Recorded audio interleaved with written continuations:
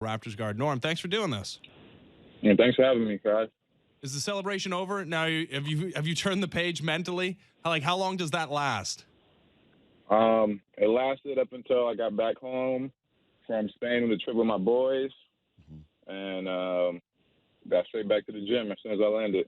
So let's put it this way, though. Now that you're back in the gym and you get to soak things in, I'm sure that the perspective has changed a little bit. But give me the craziest non-Gasol thing you saw at the parade.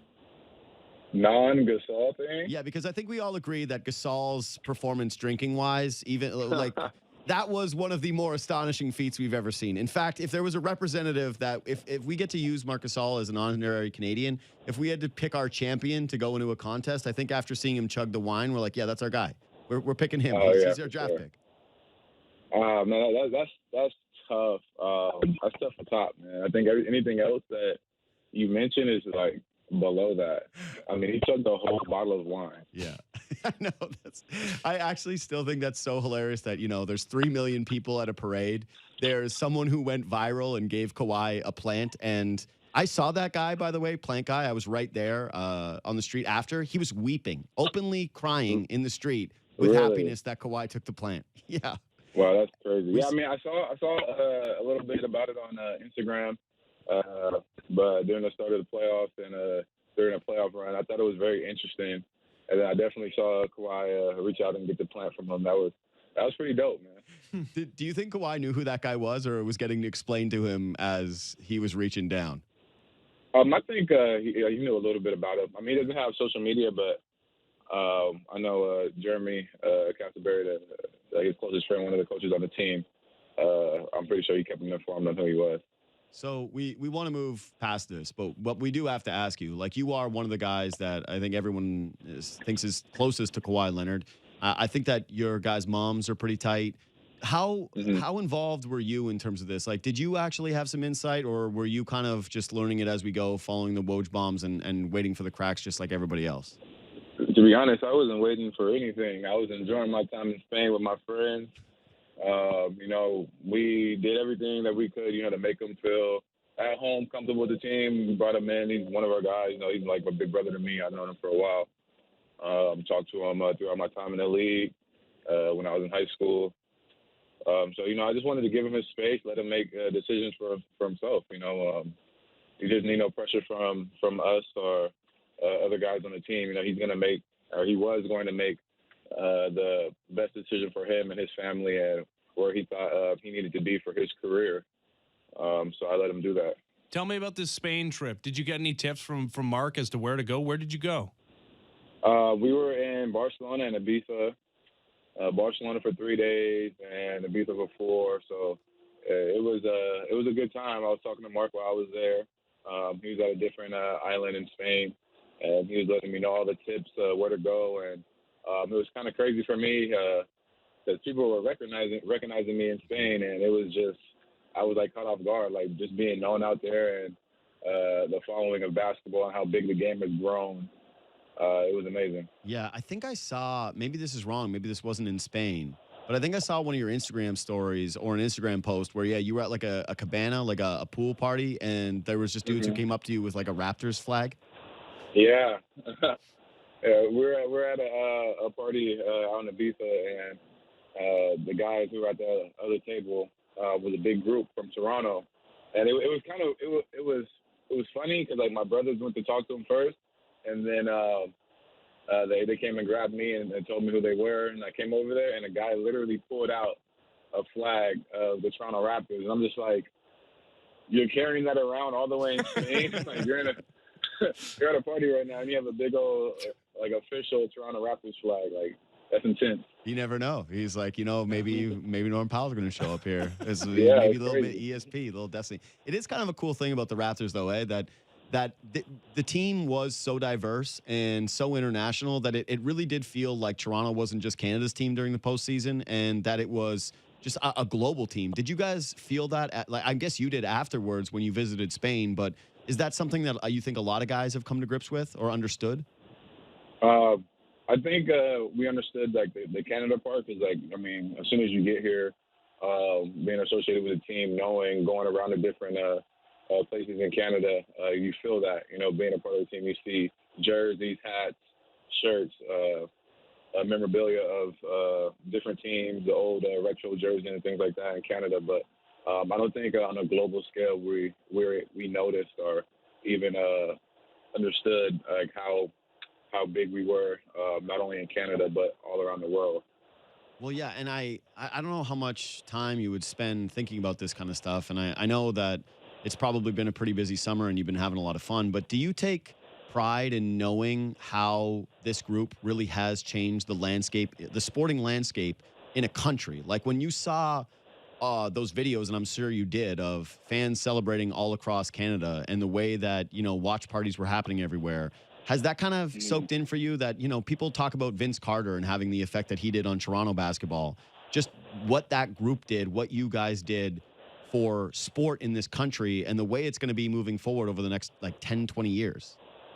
Honestly, it was like a kind of realization when I was hanging out with my friends and we were talking about it, and they're telling me how they couldn't believe that we won a championship and this, that, and the other. Like, it was just like a surreal moment, and I was literally sitting there, and it was like, man, this is gonna be remembered for a lifetime. Like, what we did in Canada, is gonna go down and be played over and over and over again for a lifetime, and saying that, it just sounded like it was a video game, like it's something that you just dream of, and you just never thought that it would be at the scale that it is now, especially it being in a totally different country. Yeah, and you're going to get to do, and bad job by me by not doing it, but every time you do a radio interview, it's going to be like Norm Powell, NBA champion. I was going to say every time except for the time Ben didn't do it right now. Yeah, bad job by me not doing it.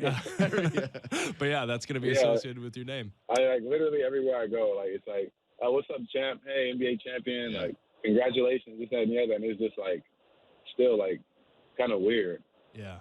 Talking to Norm Powell. But you guys are going to go into next season, understandably, as not the favorites to win it all, not even the favorites to come out of the Eastern Conference, and understandable, losing Kawhi Leonard. How will that motivate this group, do you think, understanding that, once again, you guys are going to be overlooked? I mean, I think, like you said, once again, since I've been here, we've always been overlooked, the underdogs, the team that's not going to do well, perform well.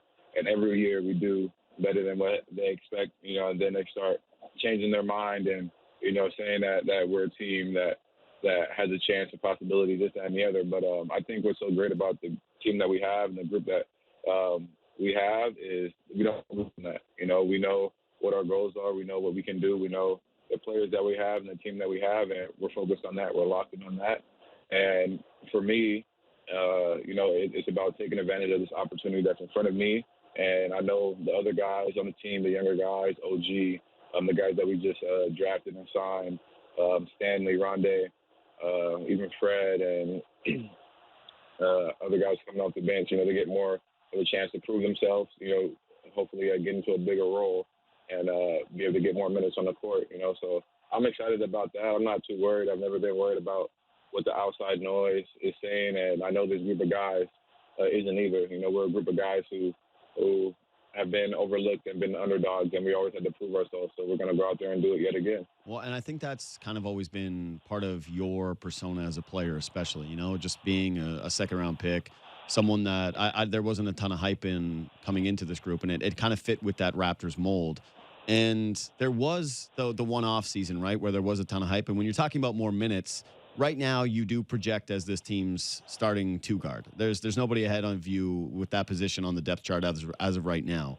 And I know you probably have spent some time thinking about it, but that was the case for you a couple of seasons ago, where this team was looking at you and saying, all right, Norm, you're going to be the starter now. It's going to be a lot more workload for you. And it was a bit of a tough season. It didn't go your way. What do you think what's changed with you now from then in terms of your approach looking at being a starter or having more minutes and more impact on this franchise?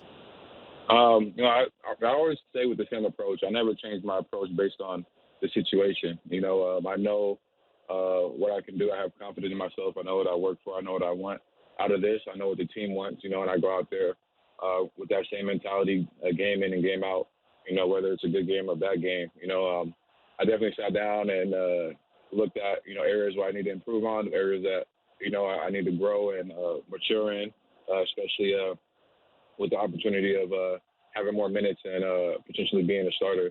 I'm just honing in on my skills, honing in on my mentality, and just going at it, man. I'm a competitor. I love getting after it. I love the big moments. I want to be on the big stage. I want to be in those pressure situations. It's what I work for.